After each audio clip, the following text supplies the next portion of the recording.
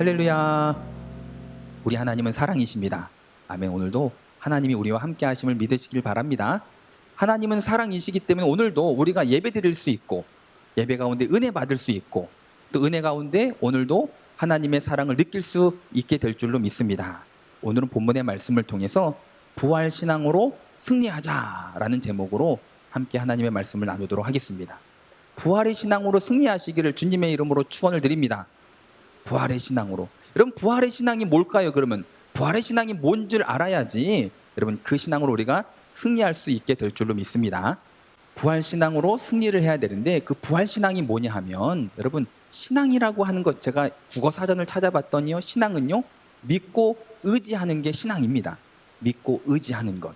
즉 부활 신앙이라고 하는 건 뭐냐면, 그 부활을 믿고 부활을 의지하여서 하루하루 살아가는 것이 바로 부활 신앙이고, 그 부활 신앙이 우리 가운데 있어야 될 줄로 믿습니다.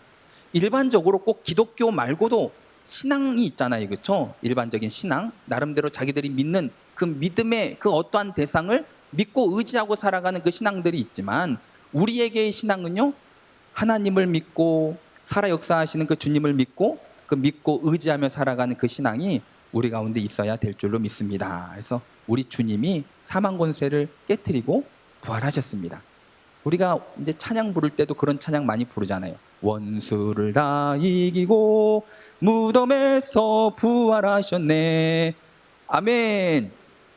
분위기를 좀 띄워보려고 제가 찬양을 불렀는데, 여러분, 예수님의 부활은 우리 가운데 기쁨입니다. 즐거움입니다. 아멘. 그래서 이 부활절은 그 어느 때보다도, 크리스마스 때보다 오히려 더 기쁘고 즐겁고, 그렇죠? 성도들의 얼굴에 막 웃음꽃이 피고, 예수님께서 죽으셨다가 부활하셨잖아요.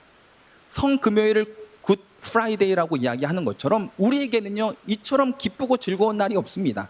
나를 위해 죽으셨던 그 주님께서 나를 위해 다시 부활하셔서 나와 함께 하시는 그 주님으로 말미암아 날마다 기쁨이 넘치고 감사가 넘치고 그 은혜 가운데 승리하는 저와 여러분들의 삶이 다 되시기를 주님의 이름으로 축원을 드립니다. 그 주님의 부활을 기념하는 주일이 부활절, 오늘입니다. 주님의 부활하심을 기념하고 끝나는 우리의 인생이 아니라, 이 부활절을 통해서 다시금 부활의 신앙으로 승리하는 삶이 돼야 될 줄로 믿습니다. 교회 다니는 성도들이나 그렇지 않은 사람들이나 제일 힘들고 어려운 게 있다면 그게 바로 죽은 사람이 다시 살아나는 거잖아요. 죽은 사람이 다시 살아나는 것, 여러분 믿기 쉽습니까? 여러분 믿기 어렵잖아요, 그렇죠? 여러분, 그 누구도 죽은 사람이 살아난다고 하는 것은요, 안 믿는 게 더 쉽지 믿는 게 어렵습니다. 그렇죠? 그러다 보니까 우리가 신앙생활 하면서도 다른 건 다 믿는데, 하나님께서 나를 복 주시고 우리 가정을 복 주시고 내 사업을 복 주시고 복 주실 것을 믿는데, 그런데 주님께서 죽으셨다가 부활하셨다라고 하는 것은 그건 못 믿겠습니다라고 하는 그러한 성도들이 의외로 많이 있습니다. 여러분, 왜냐하면 상식적으로나 이성적으로나 경험적으로 우리가 이해할 수 없는 그러한 사건이었기 때문에, 예수님의 부활, 죽으셨다가 다시 부활하신 그 사건을 믿기가 참 힘이 드는 그런 부분이 없지 않아 있습니다. 우리만 그런 게 아니라 성경 시대를 보면 고린도 교회라고 하는 교회도 그런 일이 있었어요. 고린도 교회가 어떤 교회냐면, 사도 바울이 복음을 전하여서 그 복음을 믿고 구원받은 성도들이 세례를 받아서 세워진 교회가 고린도 교회였습니다. 복음을 믿고 주님을 영접하고 세례받고 세워진 교회가 고린도 교회였음에도 불구하고, 사도 바울이 다른 곳으로 복음을 증거하러 간 사이에 그 교회 가운데 어떤 일이 일어났냐면, 부활을 못 믿겠다라는 거죠. 다른 건 다 믿겠는데 죽은 사람이 어떻게 살아나느냐, 예수님의 죽으셨다 살아나신 그 부활을 믿지 않는 성도들이 많아지기 시작을 했어요. 그래서 사도 바울이 편지를 쓴 게 고린도 전후서입니다. 고린도전서 특별히 15장의 말씀을 보면 사도 바울이 예수님의 부활에 대해서 자세하게 기록을 하고 있습니다. 한번 집에 가셔서 오늘 중으로 시간이 나시면, 꼭 고린도전서 15장 말씀을 읽어보시길 바랍니다. 예수님의 부활에 대해서 우리 가운데 큰 은혜가 되는 말씀이 고린도전서 15장 말씀 안에 빽빽히 기록이 되어져 있는데요, 그 중에 어떤 말씀이 있냐면, 예수님의 부활이 없었더라면 우리의 이 믿음이 다 헛것이다라고 하는 이야기가 있습니다. 예수님의 부활이 없었다면 단지 우리가 내가 원하는 것만 응답받기 위해서 신앙생활을 하고 예수님의 부활을 믿지 못하는 신앙생활을 하고 있다면 결국 우리의 믿음은요 다 헛것이 됨을 여러분 깨닫게 되시기를 바랍니다. 지난주 예루살렘으로 예수님께서 입성하실 때에 말씀을 통해서 우리가 함께 나눈 것처럼 많은 사람들이 예수님을 환영을 했습니다. 호산나 호산나 다윗의 자손이여 우리를 구원해달라고 예수님을 환영했던 그 사람들, 왜 환영했다 그랬죠? 자기들의 원하는 바, 정치적인 독립, 구원을 위해서 예수님을 환영을 했었는데 예수님께서 힘없이 잡혀가실 때에 이들이 어떻게 바뀌었는가 하면 자기들이 원했던 바가 이루어지지 않자 오히려 예수님을 십자가에 못 박으라 외쳤던 군중이 된 것처럼 오늘 수많은 성도들이요 신앙생활을 하면서도 내가 원하는 것, 자녀가 잘 되고 가정이 잘 되고 내가 잘 되는 내가 원하는 것을 바라면서도 예수님의 부활 사건을 믿지 못한다면요 결국 우리도 그 군중들처럼 결국 예수님을 십자가에 못 박으라고 외치게 되는 일만 남는 것밖에 되지 않기에 이제라도 예수님께서 나를 위해서 십자가에서 죽으셨다가 나를 위해서 다시금 부활하신 그 일을 여러분 믿으시고 우리의 믿는 바가 나도 살리고 우리도 살리고 더 나아가 죽어간 영혼들도 살릴 수 있는 능력이 되시기를 주님의 이름으로 축원을 드립니다. 다시 말해서 우리 기독교 신앙의 시작은요 예수님의 부활이라는 거예요. 그 부활을 믿지 못하면 믿음도 헛것이 됩니다. 여러분 다시금 예수 그리스도의 그 부활을 마음 가운데 새기시고 부활신앙으로 승리하는 저와 여러분들의 삶이 다 되시기를 주님의 이름으로 축원을 드립니다. 오늘 본문의 말씀에 보면 엠마오로 내려갔던 두 청년에 대한 이야기입니다. 엠마오로 내려갔던 두 청년은요 예수님의 제자였어요.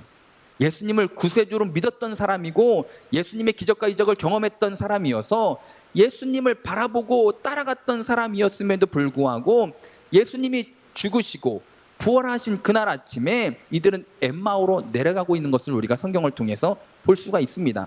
왜냐? 믿었지만 경험했지만 이들은 부활신앙으로 살지 못했음을 우리가 알 수 있는 거죠. 우리가 신앙생활을 아무리 오래 한다 하여도 믿는다고 이야기하고 예배도 드리지만 부활신앙으로 살지 못하는 사람들이 여전히 교회 안에 있음을 우리가 알기에 오늘 함께 예배드리는 우리 모두는 오늘 이 시간 부활의 신앙을 회복하셔서 이제 다시금 세상으로 나아가셔서 그 부활신앙으로 승리하게 되시기를 바랍니다. 이 두 청년이 낙심을 했어요. 왜냐하면 자기들이 그렇게 구세주로 믿었던 예수님께서 힘없이 십자가에서 죽으셨기 때문에 얼마나 낙심이 됐겠습니까? 얼마나 슬픔이 있었겠습니까? 낙심과 슬픔 가운데 주님이 예루살렘에 있어라 말씀하셨음에도 불구하고 엠마오로 내려가면서 이들이 무슨 얘기를 했을까요? 우리 본문 말씀 14절의 말씀을 함께 우리 합독하도록 하겠습니다. 14절입니다. 이 모든 된 일을 서로 이야기하더라.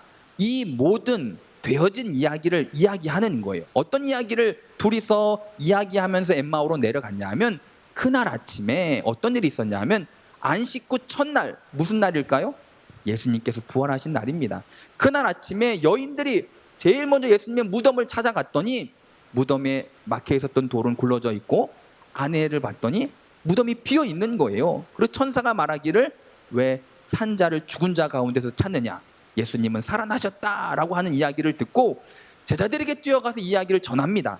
그랬더니 또 베드로가 또 무덤으로 뛰어가서 스스로 직접 눈으로 빈 무덤을 확인하고 다시금 그것을 제자들과 함께 나누었다라고 하는 것을 들었어. 이 엠마오로 내려간 이 두 청년이. 그러면서 무슨 얘기를 했냐면 쭉 이하 말씀, 오늘 우리가 읽지 않았던 누가복음 24장 이하의 말씀을 보면 도중에 이제 예수님을 만나서 이런저런 얘기한 것을 통해서 우리가 알 수 있는 것은 이 두 청년은 왜 우리 주님이 죽으셨을까? 우리 구원자 예수님께서 왜 죽으셔야만 했을까? 오늘 아침에 여인들이 무덤에 갔더니 빈 무덤이었고 천사를 만났다고 하는데 이건 도대체 무슨 이야기인가? 베드로도 직접 가서 자기 두 눈으로 봤는데 무덤이 비어 있었다고 하는데 어떻게 된 일인가에 대해서 서로 이야기를 하면서 엠마오로 내려가고 있었는데 가던 중에 누구를 만났냐 하면 예수님을 만납니다. 예수님을 만났지만 예수님인지 모르고 또 이야기를 나누면서 엠마오까지 가서 엠마오에서 같이 음식을 나누다가 예수님인 것을 깨닫게 되고 알게 되고 보게 되고 이들은 다시금 예루살렘으로 돌아가서 부활신앙으로 살아가는 삶을 살았다라고 하는 게 오늘 본문의 말씀의 주된 내용입니다. 이들도 믿었지만 경험했지만 부활신앙으로 살지 못했습니다. 하지만 다시금 부활하신 주님을 만나고 이들의 삶이 부활신앙으로 회복되어져서 살아갈 수 있게 된 것처럼 우리도 오늘 이 아침 부활하신 주님을 만나시기를 바랍니다. 이 시간 이 자리에서 부활하신 주님을 만나게 되시기를 바랍니다. 오늘 우리들의 마음의 문을 두드리면서 문을 열면 들어와서 우리와 더불어 살기를 원하시는 그 주님을 만나시기를 바랍니다. 그렇게 만나셔서 다시금 부활신앙이 회복되셔서 이제 가정에서도 직장에서도 친구와의 관계 속에서도 부활신앙으로 승리하게 되시기를 바랍니다. 그러면 우리가 부활신앙으로 승리하려면 어떻게 살아가야 될지를 이 엠마오로 내려갔던 이 두 청년을 통해서 한번 살펴보기를 원하는데요. 우리 본문의 말씀 그 다음에 있는 31절 말씀을 24장 31절을 우리 함께 합독하도록 하겠습니다. 그들의 눈이 밝아져 그인 줄 알아 보더니 예수는 그들에게 보이지 아니하시는지라. 눈이 밝아져서 예수님이신지를 알게 되었고 알아채게 되었고 그렇게 알아보게 된 그 순간 예수님이 더 이상 보이지 않게 되었다라고 하는 말씀이에요. 첫 번째로 부활신앙은 무엇이냐면 눈이 밝아져서 볼 수 있게 되시기를 바랍니다. 여러분, 눈이 밝아져서 볼 수 있게 되시기를 주님의 이름으로 축원을 드립니다. 믿음의 눈으로 바라보시기를 바랍니다. 오늘도 이 시간 믿음의 눈으로 바라볼 때에 여러분 이 자리에는 주님이 함께 하심을 볼 수 있을 거예요. 주님의 영광이 이곳에 가득 참을 우리는 알 수 있습니다. 볼 수 있습니다. 체험할 수 있습니다. 아멘. 오늘도 이 시간 믿음의 눈으로 우리 영안이 열려서 이 자리에 나와 함께 하시는 주님을 보게 되고 만나게 되고 체험하게 되고 이 자리에 가득한 주님의 그 영광을 느낄 수 있게 되시기를 주님의 이름으로 축원을 드립니다. 시력을 이야기하는 건 아닙니다. 시력이 갑자기 좋아져서 멀리 있는 것을 보게 된다 그런 의미가 아니라 지금껏 내가 보지 못하고 살았던 나와 함께 하시는 그 주님께서 분명히 약속하셨거든요. 내가 너희를 떠나지 않겠노라. 내가 너희와 영원히 함께 하겠다고 약속해 주셨습니다. 우리 주님은 약속을 지키십니다. 주님은 나를 떠나신 적이 없어요. 내가 힘들 때도, 내가 아픔 가운데 있을 때도, 내가 고난 가운데 있을 때도, 내가 기쁠 때도 즐거울 때도 주님은요 나와 함께 하셨습니다. 사자굴에 들어갈 때도, 풀물 속으로 들어갈 때도 주님은요 나와 함께 하셨습니다. 그 나와 함께 하시는 그 주님을 볼 수 있게 되시기를 바랍니다. 여러분, 알아채고 그 주님과 동행하는 날마다의 삶이 되시기를 주님의 이름으로 축원을 드립니다. 그런데 엠마오로 내려가던 그 두 청년은 주님이 함께 걸으면서 함께 이야기하고 있었음에도 불구하고 그 주님을 알아채지 못했어요. 왜 이 두 청년은 주님을 알아보지 못했을까요? 너무 주님이 죽으신 그 죽으심이 충격이 되어서 너무 슬퍼서 그래서 주님이신 것을 못 알아봤을까요? 아니면 유대인들이 그 당시 입고 있었던 옷 때문에 다 비슷한 옷들 눈만 내놓고 다 감은 그 옷을 입고 있었기 때문에 못 알아봤을까요? 오늘 말씀을 보니까 가면서 예수님께서 묻습니다. 무슨 얘기들을 하고 있었습니까? 물었더니 16절 이하 말씀을 쭉 보면 예루살렘에서 어떤 일이 있었는지, 예수님께서 예루살렘 성에 입성하셔서 어떻게 십자가에서 죽으셨는지, 또 그날 아침에 여인들이 빈무덤에 갔다 온 얘기, 베드로가 갔다 온 얘기, 이런저런 얘기들을 예수님과 하면서 엠마오로 내려갑니다. 그러면서도 이 두 청년은 예수님을 알아채지 못했고 함께함에도 불구하고 보지 못하고 깨닫지 못했던 부분들을 우리가 성경을 통해서 볼 수가 있습니다. 꼭 드라마 같지 않습니까? 드라마 보면 그런 내용이 많잖아요. 그렇게 보고 싶고 사랑했던 사람을 아슬아슬하게 가까이 있음에도 알지 못하고 보지 못하고, 때로는 갑자기 풀러진 신발끈을 묶으려고 딱 숙이는 그 순간 앞을 지나간다거나 이런 드라마 내용들 많잖아요. 그리고 나중에 멀리 떠나간 다음에 그 사람이 내가 그토록 기다렸던 그 사람인 걸 깨닫고 그제서 후회하는 이런 내용들이 드라마에 얼마나 많아요. 그렇죠? 엠마오로 내려가는 이 두 청년의 이야기를 드라마로 만들면요 시청률이 꽤 나올 것 같습니다. 그죠? 그런데 자, 이들이 함께 했음에도 불구하고 보지 못한 이 이야기를 통해 우리가 알 수 있는 건 뭐냐면 누구나 예수님을 보지 못한다라는 사실입니다. 아니, 누구나 예수님을 보고 있으면서도 예수님인 것을 알아채지 못한다라는 사실을 우리가 알아야 될 줄로 믿습니다. 누구나 예배 자리에 와 있으면 모두가 다 주의 영광이 가득한 것을 체험하는 게 아니라, 누구나 다 이 시간 예배 가운데 임재하신 주님을 만나고 경험하고 보게 되는 게 아니라, 여러분 볼 수 있는 사람이 있고 알아채는 사람이 따로 있음을 우리가 성경을 통해서 깨닫게 되시기를 주님의 이름으로 축원을 드립니다.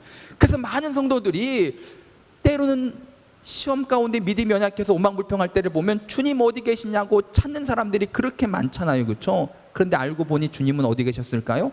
내가 아파할 때 나와 함께 하셨고, 내가 힘들어할 때 나와 동행하셨고, 항상 나를 떠나지 않았던 그 하나님을 뒤늦게 깨달을 때가 얼마나 많습니까? 여러분, 날마다 나와 함께 하시는 그 주님을 볼 수 있게 되시길 바랍니다. 여러분, 볼 수 있게 되시기를 주님의 이름으로 축원을 드립니다. 결국 부활신앙의 첫 단추는 뭐냐면 나의 영안이 열려서 나를 한 번도 떠난 적이 없는 그 주님을 내가 알아채고 만나고 보고 동행하는 삶을 사는 거거든요. 한 7, 8년 전쯤에 제가 저희 이제 아내랑 함께 필리핀을 잠깐 갔었어요. 필리핀에 갔다가 아는 선교사님을 만나고 뭐 선교지를 다니고 하다 보니까 좀 많이 피곤했어가지고 그 선교사님이 뭘 권했냐면 필리핀에 태국 마사지 하는 곳이 있으니까 거기 가서 마사지를 같이 받읍시다 해가지고 두 부부가 4명이 가서 이제 타이 마사지를 제가 받았단 말이에요. 받고 나니까 그래도 많이 피곤도 풀리고, 특별히 저는 이제 두통이라고 하는 제 이제 삶의 가시를 안고 살고 있는데 두통에도 마사지를 받으니까 많이 좋아지더라고요.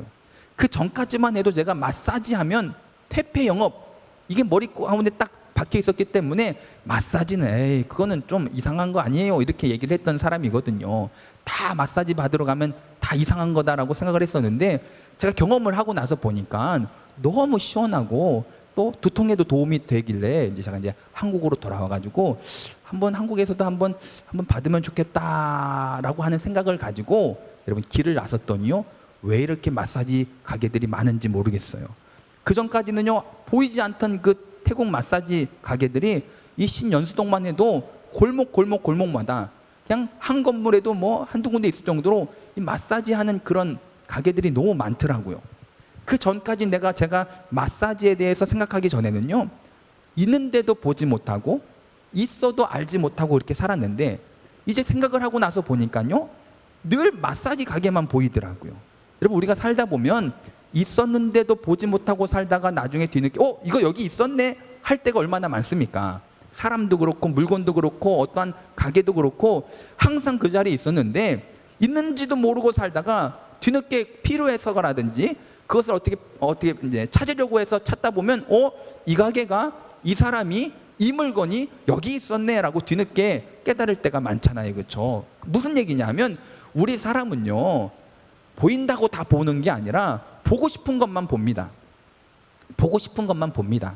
그래서 금요일날 제가 그런 얘기를 했잖아요. 어느 한 가정에서 어머님이 오랜 시간 동안 그 딸이 교회 나와서 신앙생활하기를 그렇게 기도를 했어요. 근데 그 딸이 그래도 이제 엄마의 손을 잡고 교회에 오게 되었는데 그날 교회 안에서 다투는 모습을 보고 교회 안에서 조는 성도를 보고 시험에 든 거예요. 엄마, 교회 가지 마. 교회 갔더니 뭐 맨날 싸우기만 하고 졸기만 하고 거기 뭐 좋은 게 있어?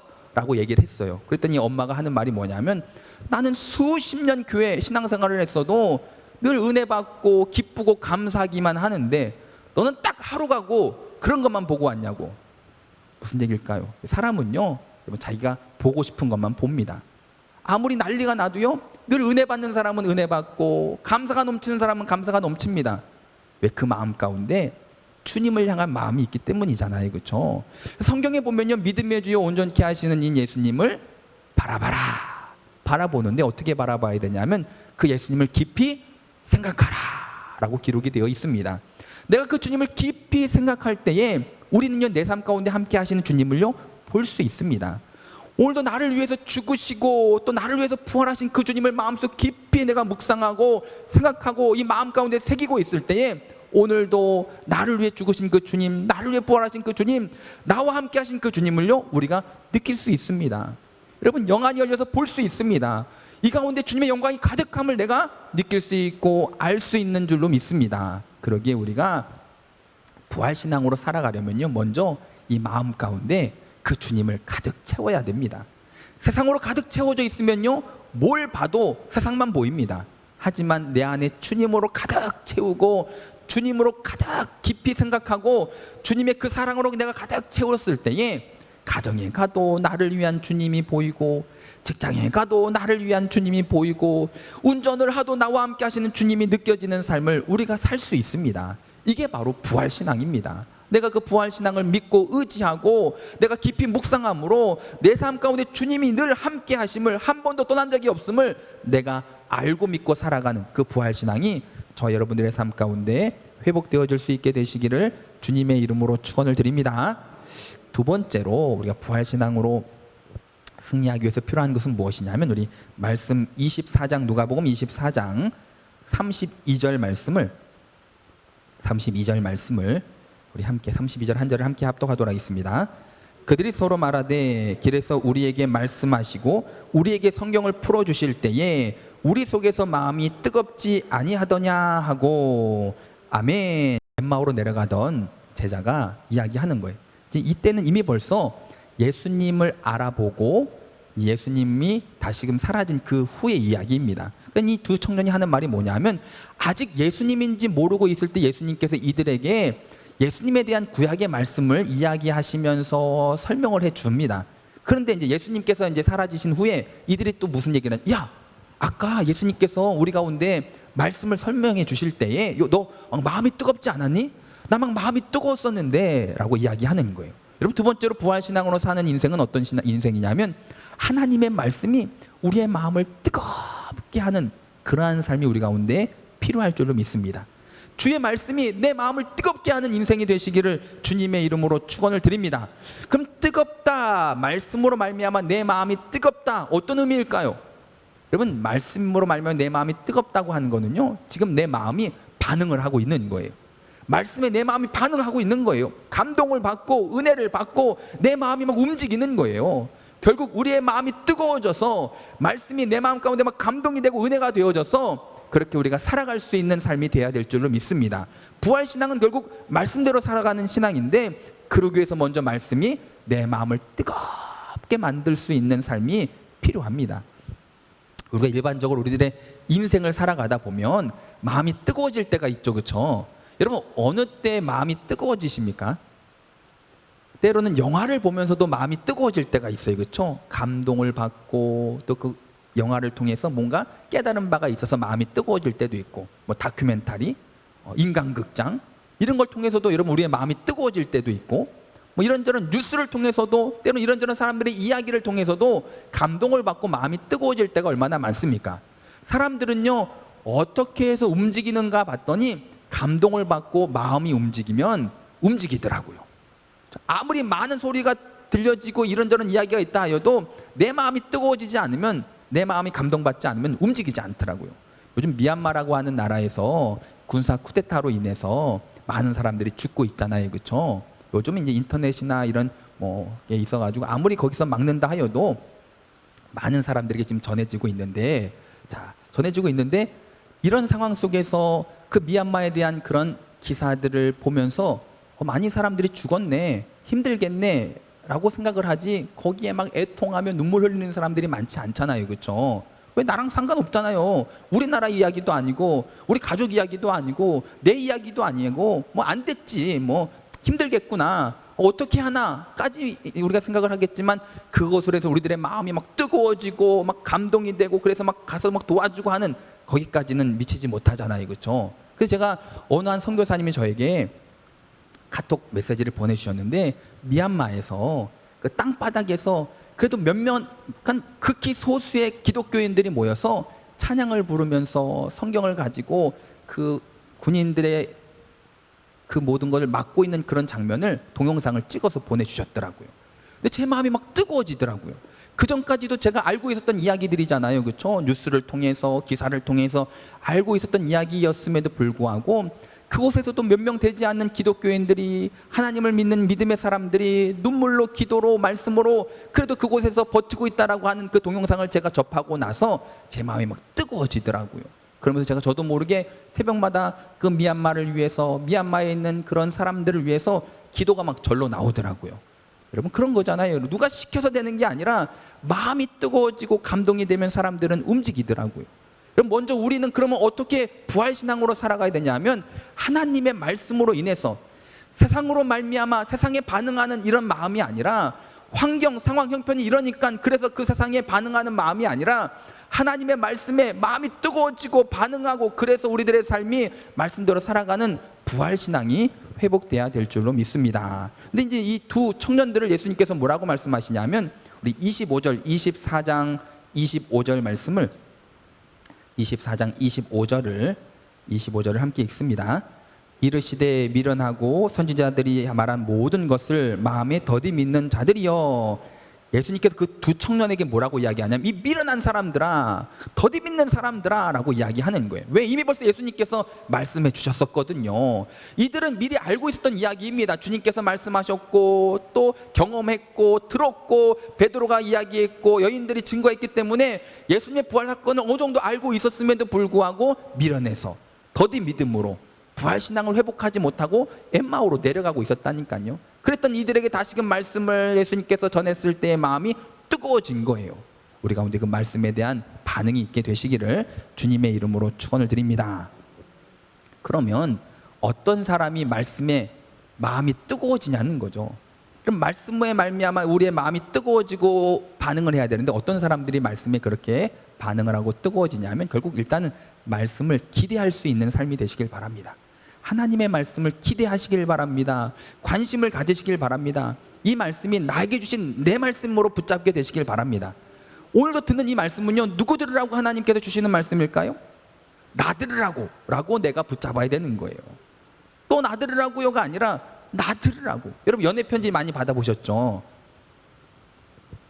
많이 받아보시길 바랍니다. 여러분 연애 편지를 보면 봉투만 봐도 막 기운이 나잖아요. 힘이 나고. 봉투만 봐도 기운이 나고 힘이 나요. 근데 그 안에 있는 내용을 읽으면요, 정말 어떠한 힘들고 어려운 그 과정을 이겨낼 수 있는 능력이 바로 그 편지 하나로도 충분합니다. 이 하나님의 말씀은요, 하나님이 나를 사랑하신다고 하는 사랑의 편지잖아요. 나를 사랑하신다고 하는 구구절절히 기록되어진 나를 사랑하는 하나님의 메시지가 오늘 선포될 때 하나님 이 말씀 내 말씀으로 내가 붙잡겠습니다라고 하는 간절함이, 기대함이, 관심이 있을 때 결국 그 말씀이 내 마음을 터치하는 거예요. 내 마음을 울리는 거예요. 내 마음을 뜨겁게 만드는 거예요. 가만히 한번 내 마음 뜨겁게 한번 만들어 주세요가 아니라 여러분 내가 먼저 주님 앞에 마음의 문을 열고 기대함으로 관심을 가지고 내 말씀으로 그 말씀을 붙잡을 때 그 말씀은 내 마음을 뜨겁게 만들고 반응하게 만드는 능력이 될 줄로 믿습니다. 우리가 늘 부르는 찬양 중에 나의 사랑하는 책 비록 헤어졌으나 어머님의 무릎 위에 앉아서 재미있게 듣던 말 그때 일을 지금도 내가 잊지 않고 기억합니다.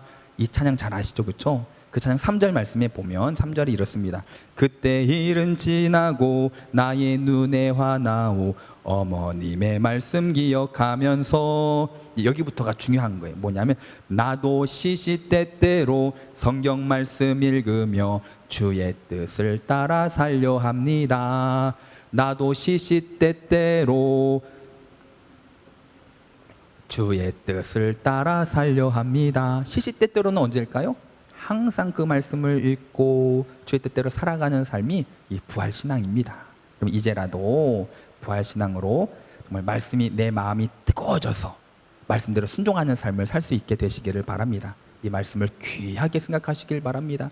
귀한 말씀이잖아요. 그렇죠? 귀한 말씀, 생명의 말씀, 이 말씀을 내가 듣습니다.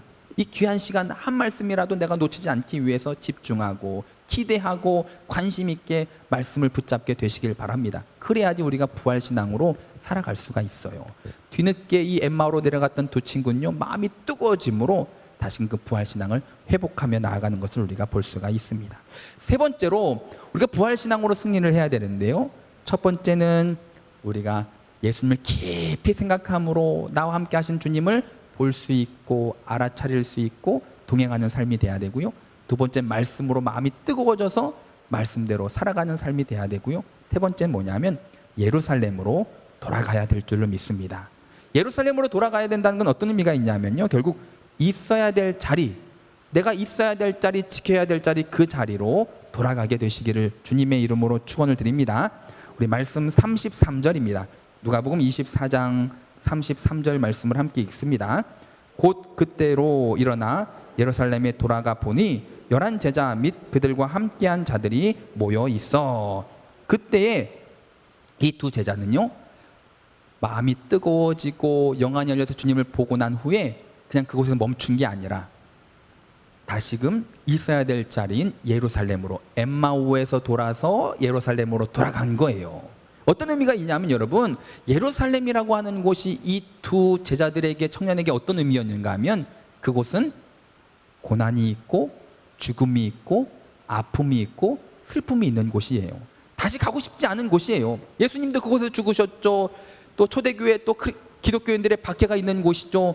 그곳으로 다시 가고 싶지 않은 그런 곳이었지만 영안이 열려서 나와 함께 하신 주님을 보게 되고 마음이 뜨거워져서 말씀대로 살아가고자 하는 마음이 생기자 그 즉시 이들은 엠마오로 내려가다가 다시 있어야 될 자리인 예루살렘으로 돌아갑니다. 예루살렘은 어떤 곳이냐? 주님과의 약속이 있는 곳이고 풍성한 은혜가 있는 곳이고 성도가 있어야 될 자리이잖아요. 그렇죠? 이제 우리가 한번 돌아보시길 바랍니다. 나에게 있어서 예루살렘이란 어떤 곳인가? 내가 혹시라도 이런저런 상황 환경 형편으로 말미암아 좌절과 고난 가운데 있어야 될 자리를 떠나서 내 삶으로, 내 인생으로 엠마오로 내려갔던 그러한 상황 속에서 다시금 있어야 될 자리로 돌아가 지켜야 될 자리인 예루살렘이 내 삶 가운데는 어떤 곳인가를 한번 돌아볼 수 있게 되시기를 주님의 이름으로 축원을 드립니다. 어떤 사람에게는 기도의 자리일 수 있고요, 어떤 사람에게는 예배의 자리일 수 있고요, 어떤 사람에게는 희생과 섬김의 자리일 수 있고요. 사람마다 그 예루살렘이 다 다를 수 있습니다.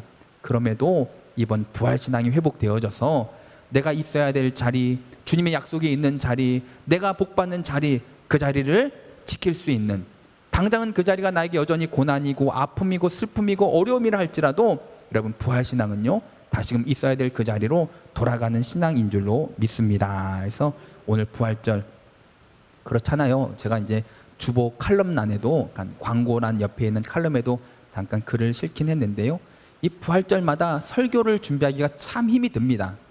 뻔하잖아요. 그렇죠? 예수님이 부활하신 이 부활 사건에 대해서 설교하는 게 뻔합니다. 새로울 게 없습니다. 기대할 만한 게 없습니다.